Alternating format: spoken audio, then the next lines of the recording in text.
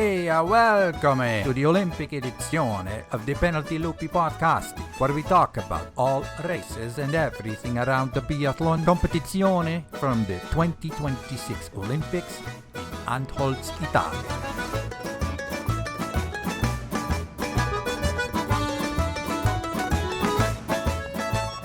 Grazie for listening, and if you enjoy the podcast, leave us a 5 stars or a like on your podcasty platform, or send us a message on social media. Ciao, everybody.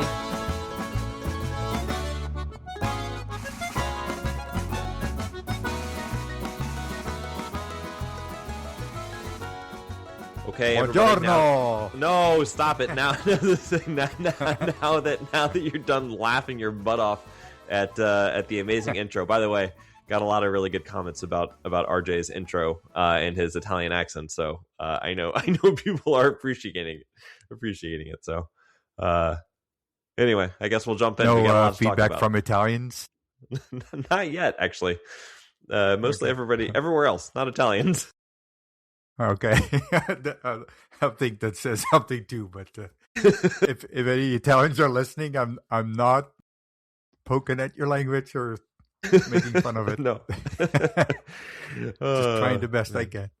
I have to be honest. When you first sent that to me, like the whole thing, I just started laughing so hard that Katie thought that I needed my inhaler because I was like wheezing over there. It's pretty fantastic. No, and the funny thing is now, when I did the Penalty Loopy podcasting, yes, yeah. And now I've heard so many times that on TV people will just throw an I at the end, and for some reason that makes it sound more Italiano. Italiano. Anyway, speaking of, and I just want to do this real quick because I actually want to talk about the racing, but.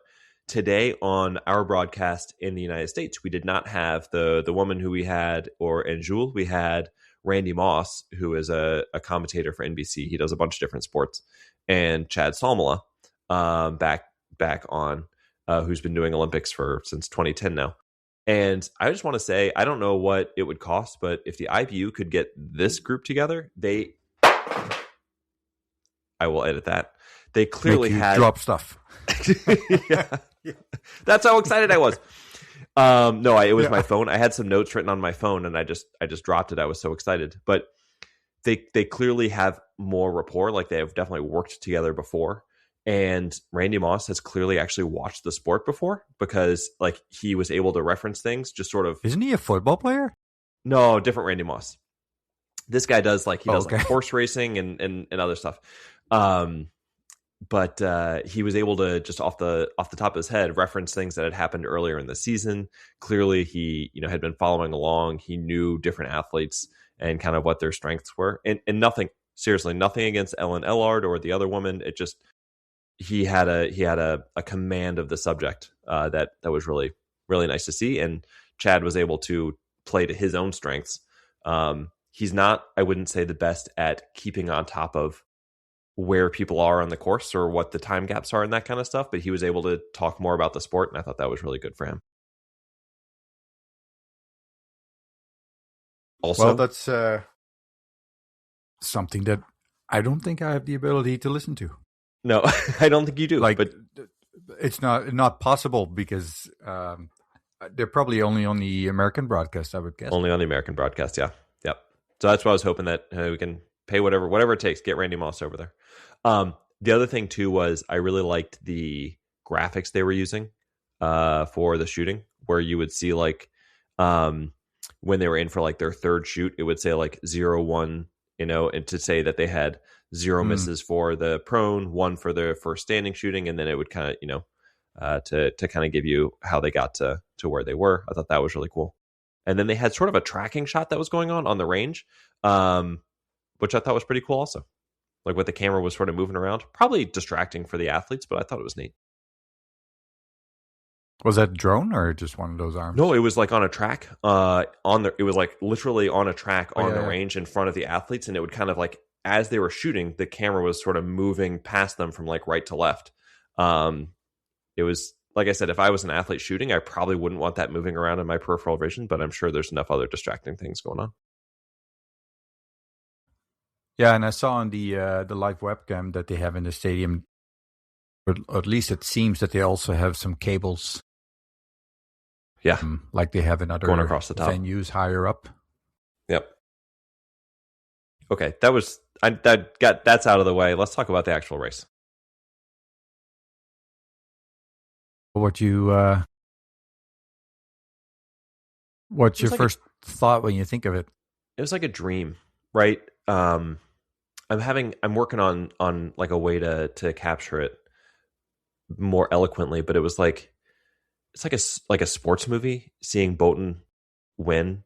I just, what I keep coming back to is like the last couple months have been sort of like a nightmare. Like ever since he has that amazing first trimester, he's on top of the world, and then obviously the tragedy that happens with Botn, and then I mean that alone would have been so hard to overcome. Then he's sick, misses most of the second trimester, gets sick again during the training camp, and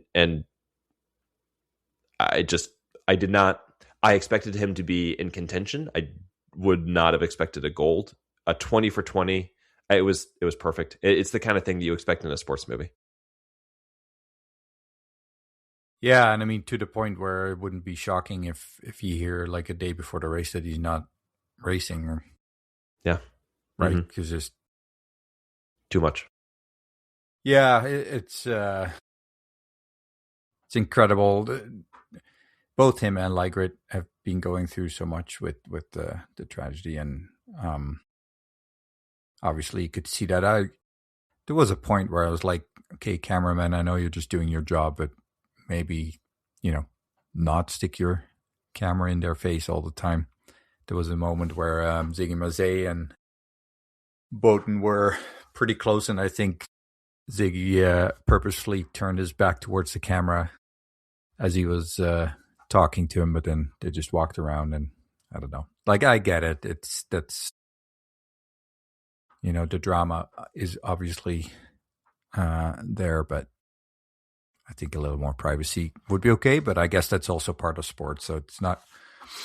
Yeah, it is what it is. But I was pretty impressed. I think Laegreid had a bit of a tough time in the medal ceremony, but I was pretty impressed how Botn was able to be so composed. Absolutely. I can't imagine what they're going through right now, and yeah, and it's almost because I mean, obviously Giacomo didn't do as well today as he would have liked, but he had these amazing wins right after it all happened with Botn, and it's one of these moments where it's always hard to think about something that you don't understand, like if there's any powers in play here that we're just not capable of understanding or relating to, but yeah, that's definitely what dreams are made of, and hopefully this will also allow Botn to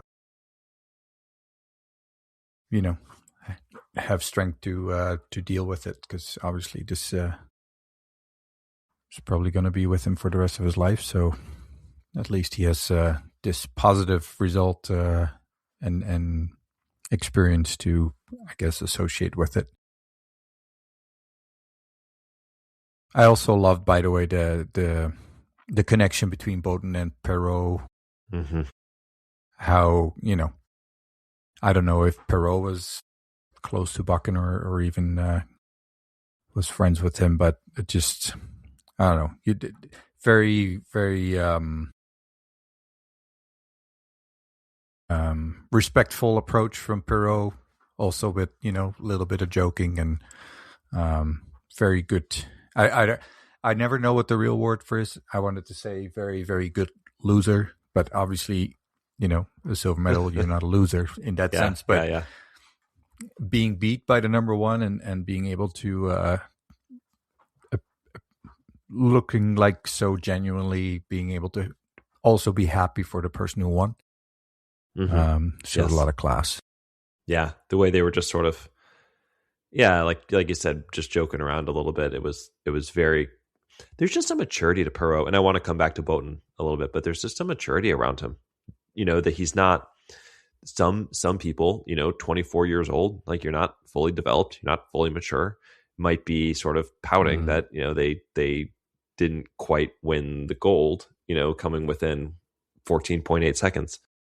He wasn't. He was just out there able to celebrate Botn, and I thought that was just really cool. It says a lot about Perrot, and we've seen the maturity in his racing, the sort of unhurried nature that he goes with. Obviously, he's very fast. I don't mean to say that he's not fast, but he is able to slow himself in the moments, and then just to hold yourself. Not just. It's almost like he's been there before, right? That's a lot with him. Like it's almost like he changed bodies. How they have those movies where a young person takes the body of an older person and the other way around. And he's super mature for sure. Like I would have expected from what we see, right? Yeah, if the way he was acting after the race, I was like, he could be like a 31-year-old who's in his third Olympics, right? And he has a handful of medals and he's happy for somebody else, but it's just a really cool thing. He does have a gold already. Well, he does have a gold. You're right. So if you were in his position, would you prefer to win a bronze the next race so you have the set complete? Oh, you got to, yeah. You know what? If you're well, maybe wait until the pursuit. It's a little hard to time it for the sprint, but in the pursuit, even if you got to stop and wait, Fair enough. Yeah. But maybe you'll have another gold anyway from the sprint.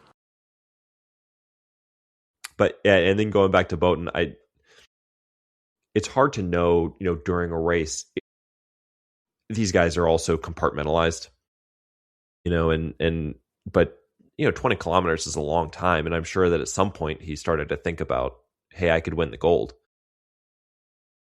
Because I'm sure, unlike Elvira, I'm sure he had some idea of where he was in the coming in bib, 58. He knew kind of where he was, especially in relation to Perrot. That this is his first Olympic race. He came in and, those, especially, obviously he had his first 10 shots, he hit all 20. But those last 2 trips to the range, he knew that he was running near the front. And he knew that Perrot had a miss and he was going to have a chance at gold. And totally fine. Like it was nothing. Just like he was back in the first trimester. This guy is just... Yeah. He's cool cucumber. The whole, his shooting supposedly still is weaker. Yeah. He's always known for his skiing. Clearly, he fixed something for the season already. But you see so many top shooters still, especially when they're in a winning position, miss the last shot, right? And I think he took 3 and then took a little extra breather, which you often see after the fourth shot. So I don't know if that was just, by chance, but the fact that he took his time, took an extra breath, and then cleaned, like, wow. Because that's also a moment where all of a sudden everything can get to you, right? Yes. Yeah. This is for the gold. This is for the gold, right? And just like it was nothing. I think we got a little hint at the end that he was recognizing kind of what was happening. Just when he pointed up to the sky as he crossed the finish line. I also wonder sometimes, like, how much is he thinking about Bakken during the race? Clearly, it was on his mind, at least on the last lap, right? That what was happening, and I just. You love it for him, right? You just you love that he gets to have this moment, no matter what happens the rest of the games, what happens the rest of the season. He has this moment, and this will last forever. And it just I'm actually starting to tear up. It's very emotional, right? Just I know it doesn't happen like this. It doesn't. This is the sports movie. This is the way that you would draw it up, and he did it.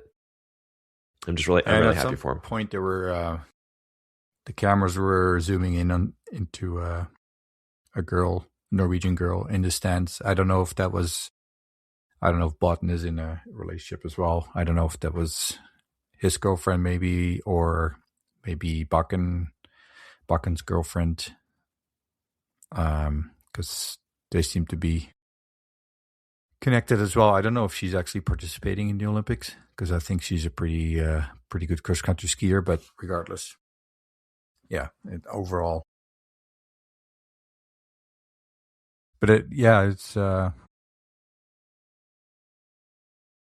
clearly Laegreid was heavily involved with the whole tragedy there, and also the pressure of not being the clear overall favorite after the first trimester, and then, missing some races for obvious reasons. And I think there was a lot of pressure on him. Yeah. And performing. And and this was his, probably his favorite race, right? Mm-hmm, or where he had the best shot at a medal, and he does it, and that's apparently without giving it too much focus. Yeah, in his life. They're clearly. You guys. I'm sure that's all relative, but yeah, I'm sure everybody has seen the interview at this point. We don't need to dive into it, but clearly there's been a lot going on. His first non-relay medal in the Olympics. It's hard to remember that, like, back in the last Olympics, he was basically a baby, because he had to be 23, I guess. But 24. Yeah, so again, same thing. Just like Perrot and Botn, like, he had to come to that last shoot knowing that, hey, like, I've got a chance to get a medal here. If I hit these last 5 shots, at that point he already had a miss, couldn't handle another one, and still get on the podium. And he just looked like a veteran out there. It was the first time in a while I feel like I looked out there and it's like, oh yeah, that's Laegreid right there.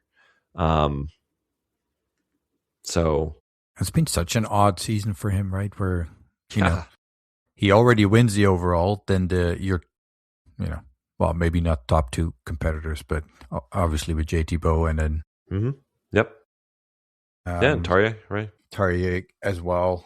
It kind of felt like he's going to be the new main guy for Norway, which didn't play out that way. So anyway, it's it's interesting story altogether for sure. So I have a question for you. Do you know if the Finns have this sort of a spare, like a fifth athlete with them? That's a good question. It's pretty wild, right? No kidding. Like 3 in the top 15. Huh? Yeah. And only Seppala, his 6 misses are not really what you would want in a relay. But man, if these 3 guys were in a relay today, I think they would have a pretty good shot at Yeah, I think that besides Norway, they were the first team to have their top 3. Is that correct? No, Sweden. Sweden had Samuelsson, Ponsi, and Nalin. But still, that's a great unexpected day from Finland. Hiddensalo in 4th, Otto and Vinius in 11th, and Harjula in 15th. Hiddensalo, this poor man, he has 2 top 10s in his entire career. 4th place at the 2025 World Championships in the individual, 4th place in the Olympics. I mean, he makes the top 10, and it's somehow like the 2 most heartbreaking races of his career. I know. But still, that's incredible. At least it wasn't close. Yeah. It wasn't like by a second. Yeah. Like that would be, yeah. And Vinius, and I think Italy, even though, they're probably disappointed not to have at least someone on the podium, at the same time, they have, 3 in the top 16. Yes. And Ilya Zeni 25th, so that must solid day. give them some hopes for good results. Yeah, absolutely. Braunhofer, that was a really, really good run he made. Mm-hmm. Sort of one of the later additions, I think, to the team. Secured his ticket a little bit later, but there was an interview. I think I saw, this is in the lead up to the Olympics, where he mentioned that like a year ago he thought that making the Olympics was sort of it just wasn't going to happen for him. Now he makes the Olympics and goes out there and finishes 14th in the individual. What a day! That's just awesome. I know, and I know you're always more up to speed on the IBU Cup and stuff, but other than Hofer and Giacomel, there isn't much depth on the men's side in Italy, is there? Not a ton. Nope. There's this young man, Christoph Percher, who's coming up, but he's still a couple years away from being. I think he's okay. 22, 23, and he'll be solid, but he's not right there. Zeni has been okay. Biona does really well on the IBU Cup, but he comes up to the World Cup and it just doesn't convert all the time. But he's still, I mean, he's Giacomel's age, so it's not like he's 30. So we'll see. But yeah, I mean, Braunhofer coming up that's a pretty big deal for them. What'd you think of the Swedes? Also good. Yeah, I don't know. Well, I was a little disappointed. I picked up on Samuelson after his second shooting, and I was like, oh, he's clean. He's out for redemption. You know, he's making up for the relay, and then it's not there. But I mean, he still would have been half a second or half a minute behind Botn had he shot clean, right? So what was his? I'm looking for his there. Time was 12. He had the 12th best course time. 1 minute and 32 seconds back from QFM, who we can talk about in a minute. Ponzi was 7th, 1 minute and 8. I wonder if they did miss the skis today. If the wax just wasn't, the ski prep just wasn't great. I will say, just quick insight. I chatted with Mona Brorson recently, who is covering the Olympics for Swedish News, and she said that there's no sickness in the team. They had good prep. She thinks that maybe that Ponzi and Seba are just a little bit behind because they didn't get to altitude as early as everybody else. So she would expect the women to be looking a little bit better. But yeah, so maybe by the end of the week. No explanation for the meltdown in the relay. No explanation for the meltdown in the relay for the misses. Yep. Doesn't feel like they had the best skis, but doesn't explain the shooting. No, and maybe it was just pushing too hard, being not in tip-top shape. But Nawrath, yes, great race. The rest of the Germans, a little disappointing. Yeah. Well, not a little, like just disappointing. Philipp Horn was kind of a wild card anyway. Yeah. I wouldn't be surprised if he may not see a lot more action. I was going to ask, for the sprint, I mean, obviously you're putting Nawrath out there. I'd imagine Strello is coming back. I can't imagine that he's going to be left on the bench again. Who else would you put out there? Because you got Zobel, Fracher, and Horn, who clearly didn't have the best day.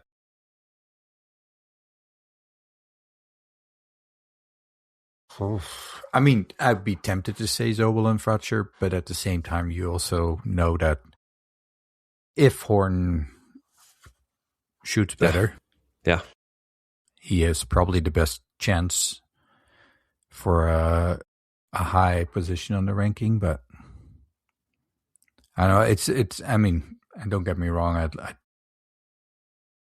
I really do like Philipp Horn, and I wish him all the best. But with the preparation towards the Olympics, obviously it felt like everything was going in the wrong direction. And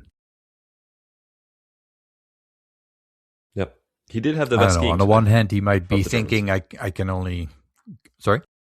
Horn had the best skiing of the Germans today. Yeah. He was by 0.1 seconds. Can't get much. Really? Nawrath, yeah. From the fastest? No. Oh, okay. Yeah.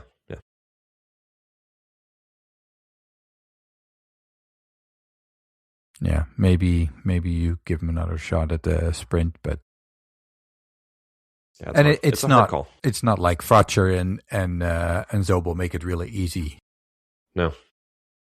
To keep him on, right? Like they had a decent race, but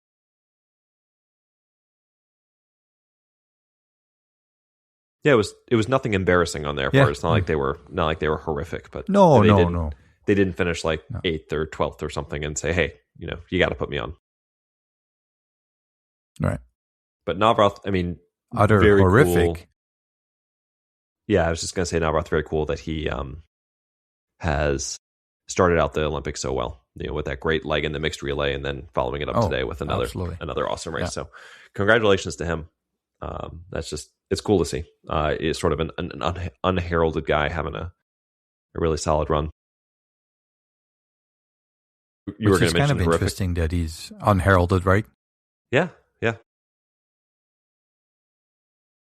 No, I was going to mention Jacquelin. Oh, yeah. Six misses, and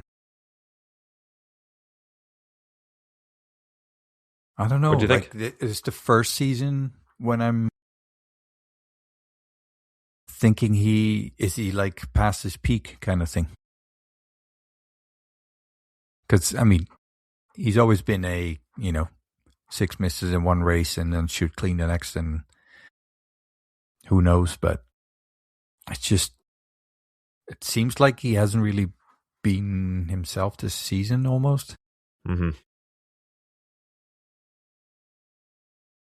When he wins bronze in the sprint, though, you'll feel differently. Because that would be the most Jacquelin thing to do. Yeah. Well, or win it. Yeah. Rattles out like his shooting under 17 seconds, and then. No, but yeah, I know what you mean, though. I don't know. I mean, you look at his results over the season, right? It's also, he's got a 68th in there, and he got 2 second places and a third place. Also a 42nd in there. Like, it's very possible that he'll come back with an incredible result. You never know. Yep. Never know. Or he wins the mass start because he goes out from the start, and that's the day he goes 20 for 20. It's just sort of unpredictable. Any idea what happened with Campbell? Just not having the legs, or? It's weird, right? He just doesn't look like Campbell. No. I'm used to him now sort of being a Jacquelin-esque character, sort of like going out a little bit harder and then sort of fading as the race goes on. But even his first lap, maybe he was trying to hold back a little bit today, but his first lap didn't even look spectacular. So I don't know. Maybe the Wax Cowboys didn't have it. I saw him at some point. Yeah, maybe. Because, I mean, he only had 2 misses, which typically with his speed and determination will at least keep him a bit more in contention. But like over just 5 minutes behind. Take the 2 minutes off. A weird day that, I'll say you put him right next to Vitaly Manzin, and Campbell Wright is definitely faster than Manzin, right? No doubt about it, right? Has been one of the top 15 fastest guys this season. Manzin had 4 misses, Wright had 2 misses, and they were separated by less than 1.1 seconds. So it's just a weird day. And I don't know if it's, if you have 2 misses and you feel that maybe the skis aren't great and maybe he held back a little bit, knowing that there's other races still coming. Yeah. Again, sorry, I'm jumping here, but Sturla, Yeah. another 19th place, very good performance for him. So I find it interesting that so Fillon Maillet, Dahle, Chavdal, and Fabien Claude all had 4 mistakes, and Yeah. still, they're still in 17th, 10th, and 8th. Yeah. Man, Like they were if you flying. think about it, like Fillon Maillet, 4 misses compared to Botn 0 misses, and he's only 2:49 behind. Pretty crazy. It's nuts. Better look out for the sprint. And Botn, as we know, he's not slow by any means. No. Well, none of them are, but to make up well over a minute on somebody who not that long ago was known as one of the fastest skiers in biathlon. Botn was the 4th fastest man today. So it's not like he wasn't even a slow day. Like he was the 4th fastest man, and still, and I'm sure some of that's range time too, but good gracious. I don't know if Fillon Maillet is just on another plane right now with his skiing. I mean, that's some phenomenal stuff. If he looks like that on Friday, if he's 9 out of 10, he still might take the gold going away. He could do a Johannes. Or he can sort of build in a miss, right, and still take it. Mm-hmm.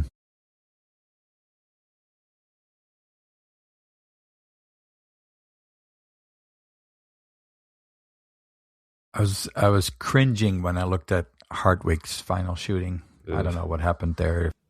Yeah.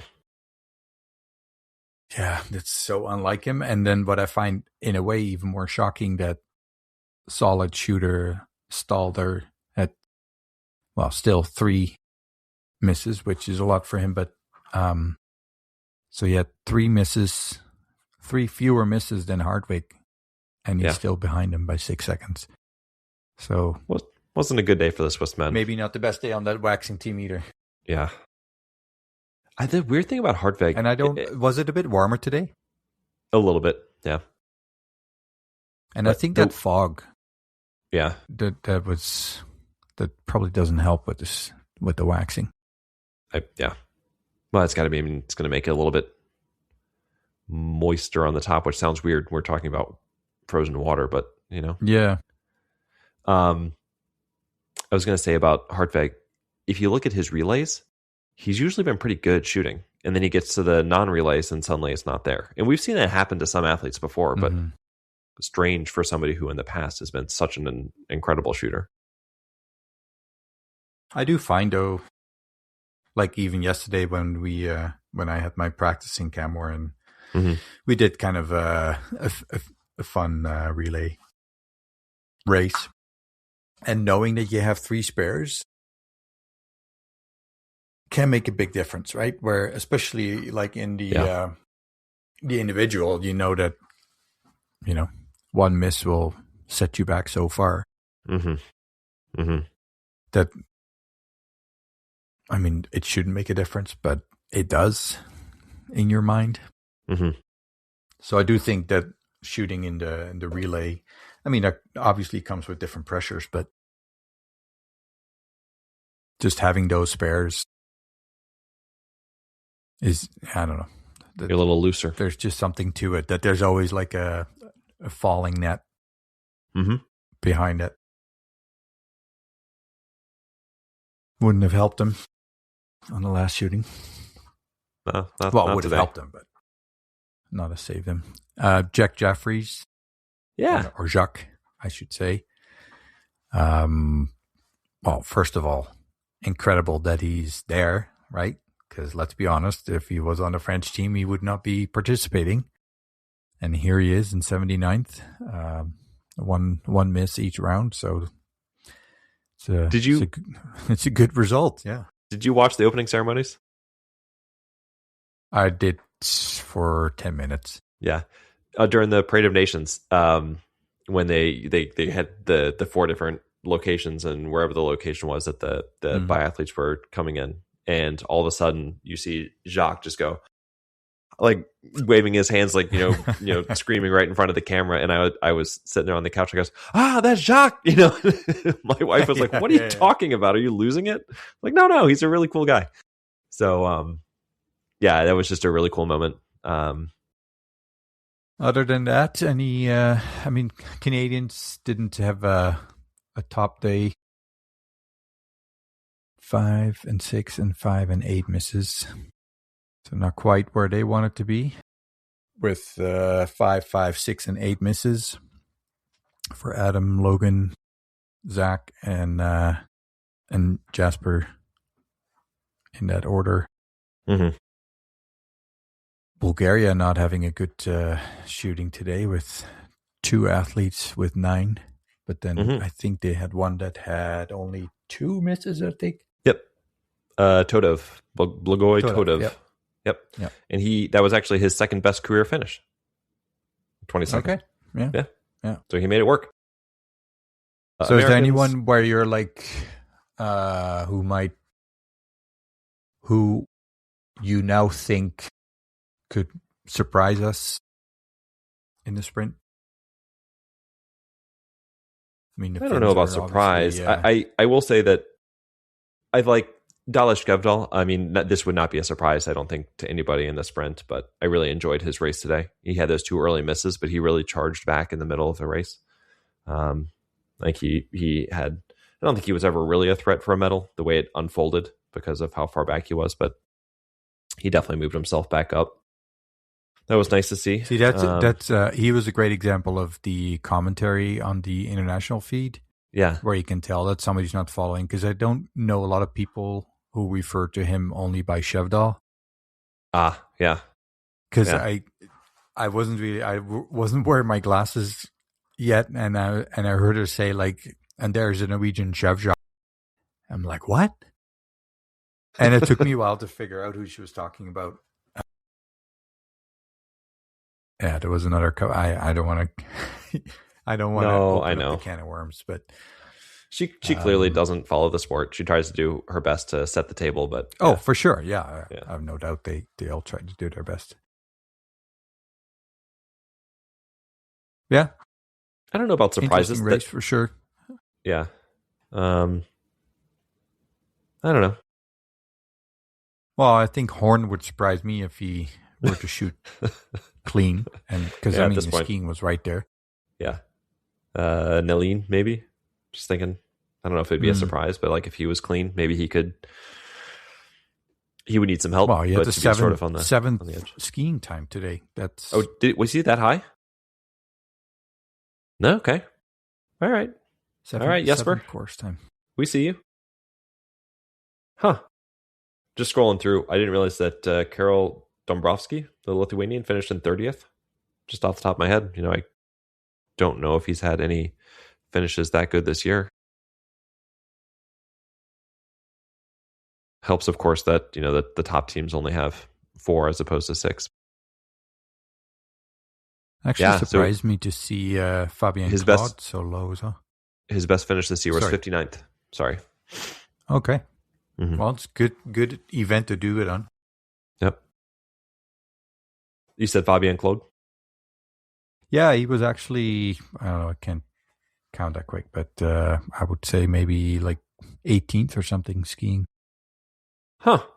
Really? And especially on, like, it's one thing if you shoot 4 misses on the mass start, obviously with the extra time or extra meters you have to ski, but today obviously that wasn't an issue. But yeah, I think anybody else? There was one result that jumped at me, and I'm just looking up his name quickly. I thought I saw a Chinese athlete who 57th. Young? I thought he was higher for some reason. Oh, he was running higher earlier. What is it? Shooting 2? Where was he? 3 misses. He was up at 22nd after shooting 2. Okay. Yeah, I saw a Chinese flag somewhere. I was like, oh, they don't see that every day.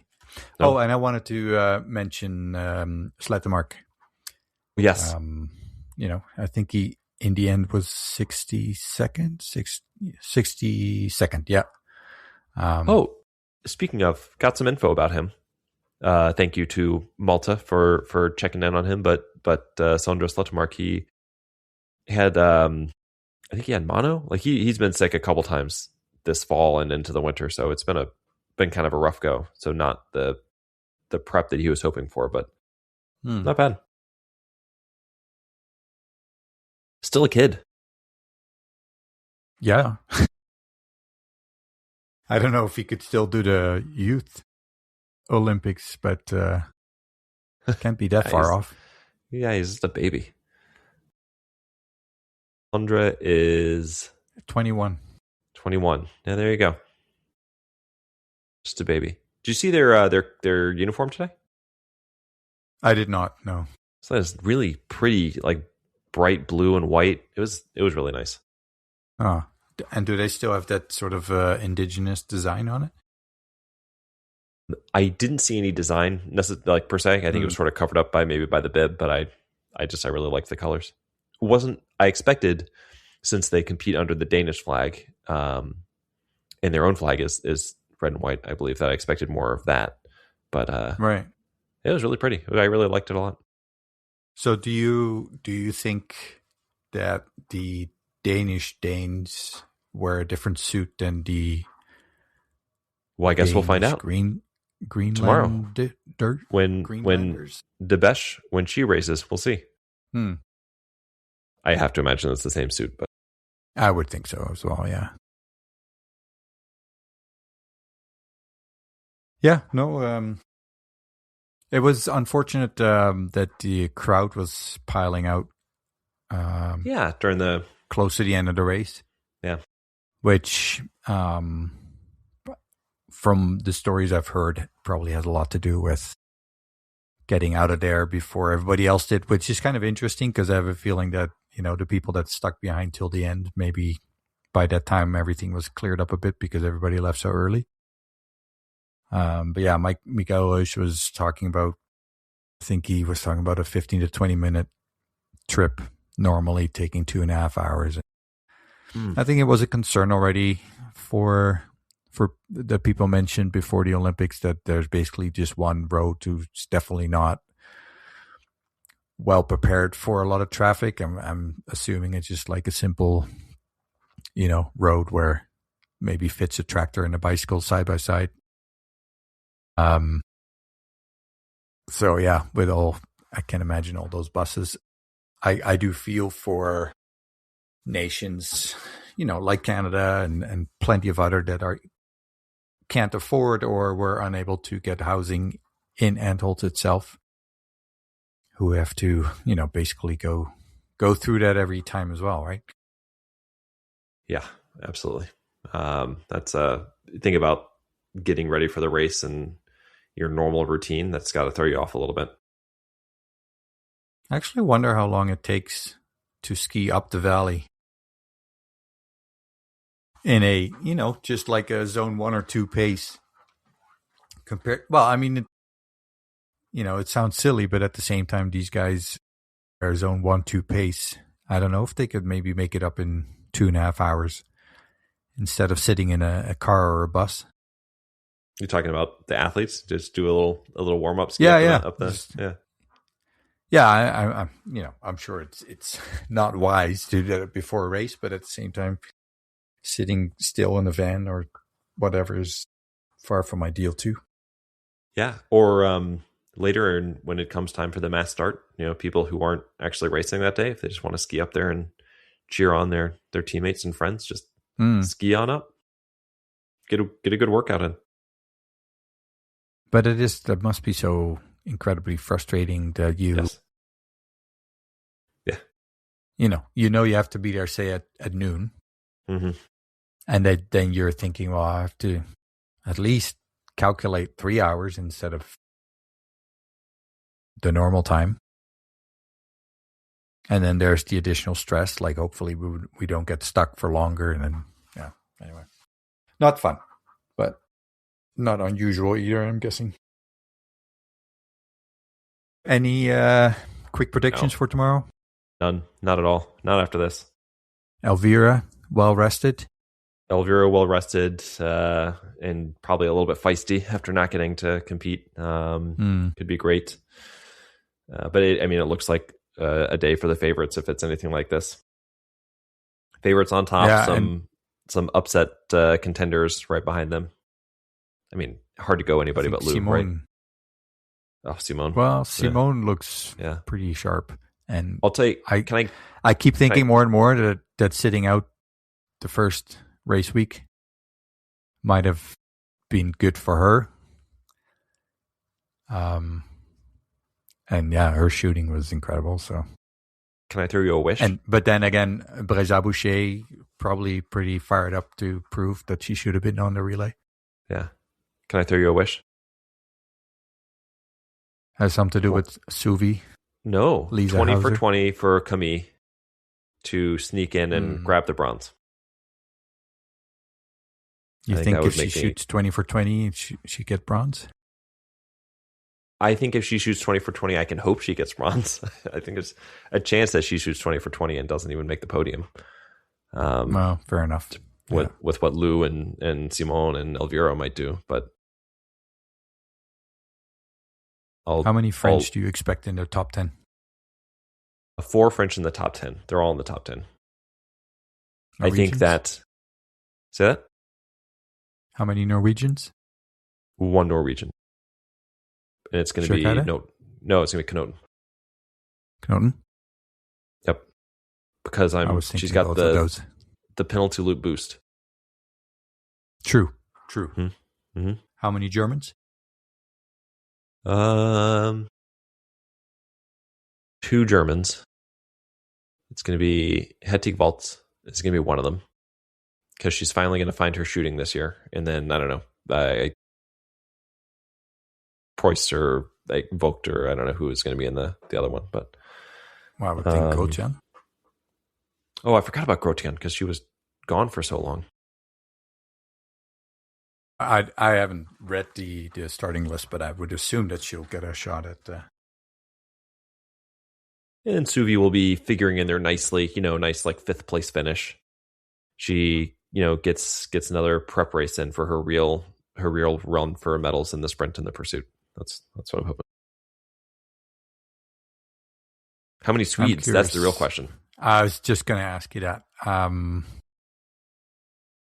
would go for 3. Yeah. You think the Ubergs and Magnussen? Or do you think that Halvorsen comes in? No. I think Magnussen has been so strong this whole season that I can see her in the top 10. And I mean, Hannah had such an amazing relay leg. And I mean, it's just confirming what we already know she can do. And then, I think Elvira will be pretty fired up. I think for her, maybe the fire up could be a risk of being a little too fired up for the shooting part. But yeah, she could do like what Ponce did today. Have 3 misses, but still she powers her way onto the top 10. Yeah, I'd much rather see her miss fewer shots. But all right, is the same time tomorrow? A little bit later, I believe. Oh, thank you. Actually, I know this because I heard the guys in the stadium afterwards, the ambient sound. They told the crowd about 3 or 4 times that the race tomorrow is a little bit later. I can tell you it's at 2:15 Italian time.